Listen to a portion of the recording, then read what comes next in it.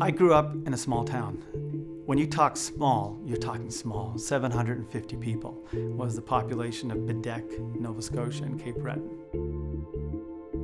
So when I arrived here in Oshawa, it really had that small town mentality. When I walked into this career, I walked in as a bright-eyed, bushy-tailed urologist, surgeon, just tackle the world and stamp out disease as far as we can see. But 17 years ago, I was sitting in a room with my wife, with a 2-week-old baby, my first child, both of us in our medical careers, barely a month or two into it, and have a doctor face-to-face say to us, "My wife has Parkinson's." When you hear those words, I completely understand how you shut your brain right down. The next 40 minutes with that neurologist were gone. I have no idea what was said at that time. My wife has no idea.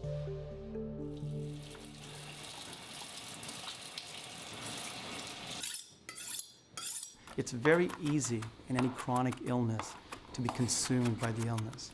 And there have been stretches where we have been, both my wife and I. But we make the point that the illness is a small part of us. I have a career. My wife as a physician has a career. We have kids we have to raise. We have to be there for them. This is the essence, and this is what defines us. The Parkinson's doesn't define us. It's a part of us, and we're growing with it, but it doesn't define who we are. And the one thing that dealing with a chronic illness right in my own backyard with my wife, that brings that side of it out to me, that compassionate, empathetic side, because I have to connect with my wife in that manner, dealing with her illness, which is progressing. Going through the experience and the journey of almost 17 years of my wife's Parkinson's, that has shaped my medicine and how I practice medicine and how I deal with patients at an incredible level.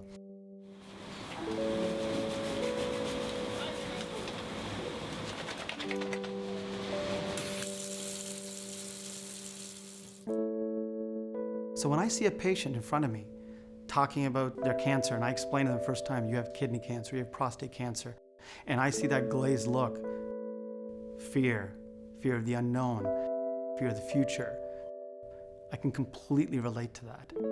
And that's huge in the healing process for my patients.